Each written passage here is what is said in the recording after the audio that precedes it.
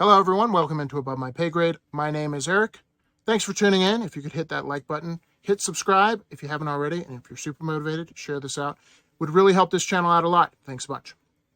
So, what I wanted to talk about today is I was listening to a podcast, and they said for the first time in history, the millennial generation will be a generation that has a worse standard of living than the generation before them. I'm a millennial. Okay. So I can attest to that to some degree. And a lot of people, the easy button answers to say millennials are lazy, they play video games all day, they make TikToks, and they think that's productivity. And there's a fair amount of that, I'll give you that. But I think the answer is deeper than that. And I think that answer is the Fiat system. We're in the death throes of Fiat. We are in the point at which the rats are scurrying off the ship and grabbing everything they can. And everything's becoming more expensive. And as you know, when you first get out of college, you don't got a lot of money. And starting to get on the economic ladder where things start to appreciate, if you can never get on the bottom rung because it's so dang expensive, you're behind the Powerball, or behind the power curve rather, for your whole life, unfortunately. So a not too in-depth thought experiment for you here. I believe people look out for their own best interest. I do, you do. We're not super altruistic. And I always ask people, if they think they're altruistic, what if there's one piece of bread and two people starving, and you were one of them? Would you give it to the other person? A lot of people say yes, but they're saying yes when they're well fed, right? When you don't have food, water, shelter, clothing, medical attention, you're not that altruistic. Why am I saying that? The government is made up of people, and those people are selfish, just like everybody else. And they have an incentive structure that benefits them. And, if I was ever in politics, hopefully I wouldn't be tempted by it. But their incentive structure is to buy votes. And you've seen this all over the place. On both sides of the aisle, they buy votes. But if they can buy votes, what stops them from doing it? I asked this question. I have some experience in the military. If I could guarantee you that you could sell a national security secret and get away with it and make a ton of money, what stops you from doing that? And what should stop you from doing that is duty, honor, and loyalty, right? Because there's a certain amount where it's like, this is not for sale. And today in politics, I don't know a lot of politicians that I see that can't be bought. But that's because the system has been distorted so much through Fiat. And I'll tell you what I mean by that. I have some notes here. But number one, we have to get the federal government out of the business of money. Meaning, Fiat is government declared money. Fiat is not rare. If the currency is not rare, what is his name? The guy that wrote Price of Tomorrow. I'm blanking on it. But he says, if money isn't rare, everything else becomes more rare. If money isn't rare, everything else becomes more rare. Another way of saying that, if money isn't rare, everything else becomes more expensive. If something is rare, it's typically expensive, especially if it's a commodity that people need. So, fiat and government-declared money, for a time, since 1971, we've been able to kick this can down the road. We've been able to patch the ship, continually print, etc. But we're getting towards the end of that. And look at 2020. Here's an example of if money isn't rare, everything else becomes more rare. People got money. Money became essentially free. And the free market operates off of two things, the price of money and the price of the product. So how rare the product is and how much money it costs to bring it to market. And then they need a profit, right? But that risk barometer, that you make this decision subconsciously. You go to the store. Why do you say that's expensive or that's cheap? Think about it, right? It's actually a deep question. Why do you say that's expensive or that's cheap for any product in the world? Oftentimes it's because you've computed data before, you've seen it at a cheaper price, etc. Or you say that's expensive because I would never pay that because I don't need that. I value the currency, the $40 or however much it costs, more than I value the item. And so you don't always think in that framework, but subconsciously you are thinking that way. But what the fiat system does, especially our government the last couple of years, they take that risk and they take it all the way down to zero because money is free. So it's risk free to a certain extent. Because if loans are free and home price or home loans are 2%, banks can get a loan for 0%, and then therefore you can get a loan for 2.5. Everything else becomes expensive. And that is a problem. And then when the Fed comes in and goes, okay, overheated a bit, they try to dial it back down, it breaks. And all these people are realizing, I don't know if they realize it yet, but they will. There's no end to this. That is the way this works. That is the way fiat, debt, and credit work. They don't work if you stop and you go to austerity and say, okay, we're going to now spend only what we make. That is not the way the system works. It will collapse.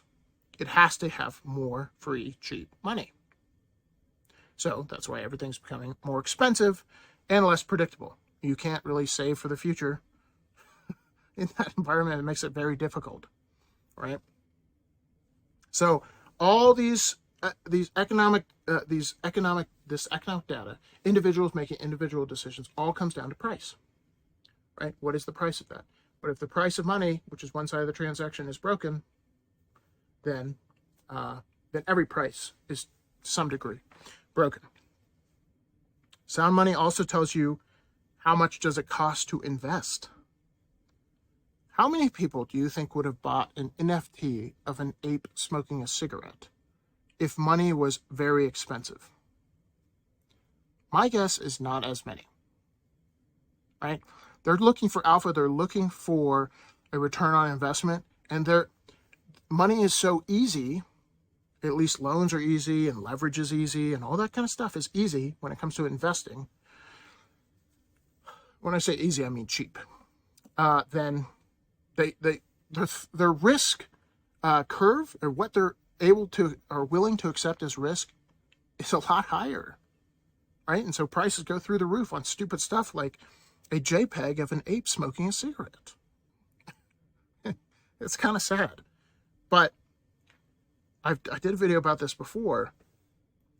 We live in a world where everyone's trying to give you a better product for cheaper. That is competition. That is the price signal. They know that you'll buy the same product if it's cheaper, right? So if I'm a competitor and I can offer the same product for cheaper, they know you'll buy it. That is capitalism 101. So you are getting better products, better standard of living for cheaper. Why are houses more expensive? Why is food more expensive? Why is energy more expensive? Fiat. The things you need have gotten more expensive over your lifetime, not less. The things you don't need, to some extent, have gotten cheaper. Electronics, flat screen TVs, and all this stuff. But the things you need have gotten more expensive. Why is that? Because they're rare. They're rare, and they're hard to get. And it's not hard to get? Fiat. Hence why they've gone up in price. Okay. Other things have gotten more efficient, like building flat screen TVs and all that kind of stuff. That's why they've gotten drastically cheaper. Building a house is still sticks and drywall and all that stuff. It's pretty much the same. Building a house today as it was in the 1970s. They're more efficient, but the way it's built is pretty much the same. A lot of Keynesians talk about money being fungible. Hey, if we lose $1, then we can just print another one. And government, and they're huge on government spending. Government spending stimulates the economy. What they don't talk about is the opportunity cost. If you waste your energy, another way of saying that is waste your time, and a lot of people associate time working with money. So if you waste your money, time, and energy off something that is unproductive, and that happens a lot more, people make dumb investments in a fiat system because it's so cheap, because they don't have that risk parameter, right?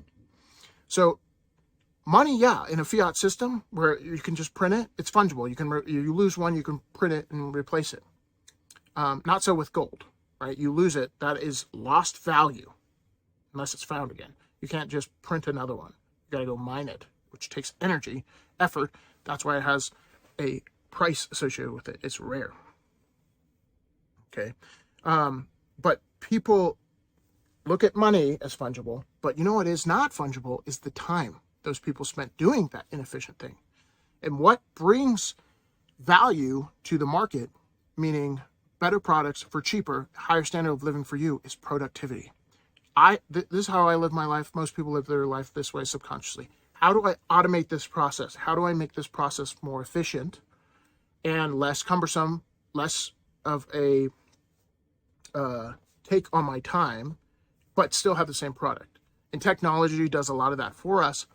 But in a fiat world, people waste their time all the time because they're chasing, squirrel over here, because the cost of capital, they don't really have to think about what they're investing it in, because they know this thing is a melting ice cube. This dollar is a melting ice cube. So they just start throwing it at places. And they don't make very sound investments because they don't have the time to, because their fiat's a melting ice cube. Hopefully that makes sense. Okay, so a lot of time is wasted in a fiat world. And it's always focused on growth. Growth. Have to have a better quarter than last year. And in a finite world, which we live in a finite world, finite resources, number of people, right? To a certain extent, you cannot have growth if you sold the product to every human being on earth, or every people who desire it on earth. And yet we still need it in the fiat system. Your stock won't go up if you don't have growth. And so we don't think necessarily about efficiency. We just think about more money coming in instead of less money going out. And that's how things start to cost more. So the price of capital, will it ever be fixed in a fiat world? In a free market, it would fix itself, because if the true risk of, let's say you're a banker, or let's just say a private citizen, and somebody came to you for a hard money loan, and you go, okay, looking at this guy's credit score, his ability to pay me back, let's say you have millions of dollars, and 10 people came to you. You evaluate them based off of their credit risk, how often, or are they going to pay you back, what type of person, and then also how much money you have, and how much risk you're willing to take. Problem is, in a fiat world, in our banking system, when banks do that, their risk parameters dialed back a lot. They can take on a lot of risk. The reason being is, at the end of the day, they know the Federal Reserve will bail them out. Because they did before, why wouldn't they do it again? Because if the Federal Reserve has to pick between America's economic system collapsing or bailing out the banks, which one do you think the Federal Reserve is going to pick? That's right, bailing out the banks. So they know. Anyways, my entire point, hopefully I made a bit of sense here. My entire point is, I think a lot of government corruption is about incentives. And the incentives are so disgustingly distorted because of the printer. You have to get that thing out of the hands of government. You have to. Think about the wars we've been in that we would have never been able to finance, or maybe we would have, but we would have had to tax the citizens, so they've been much more aware of what we were doing over there. Think about the money going over to Ukraine, the money we're spending on college, all the things we're spending money on. It's because these politicians have this power and they can buy votes. And supposedly we live in a representative democracy. And a lot of people don't like what's going on. A lot of people want term limits in Congress. 80% of Americans, according to CNN. Why don't we have term limits? We have a representative democracy, I thought. Oh yeah, we don't. Okay, these people are too powerful, and they're too powerful because of the printer. That is my take on it. If you take away that printer from them, they have to go to their constituents and say, these limited things, units of account, Bitcoin, gold, whatever we use, that they don't print, I need those things in order to do the thing I want, in order to get rich, or in order to help you out, in order to go to war. I need it from you. I can't print it. And you see, if they can print it, they do it every single time. Sometimes I feel like I sound like a crazy guy on the side of the street or something, but hopefully I made sense. Let me know what you think the best answer is to this getting money out of the hands of government. I think the best answer is Bitcoin today. A lot of people are fans of gold, but I would ask you if you're a fan of gold. We did the gold experiment before. We're never going back to gold coins. I can do a whole video as to why. But we could go back to a gold currency, but what's to stop the government from doing exactly what they did in 1971? Printing more notes than they had gold, because I think they'll do it again.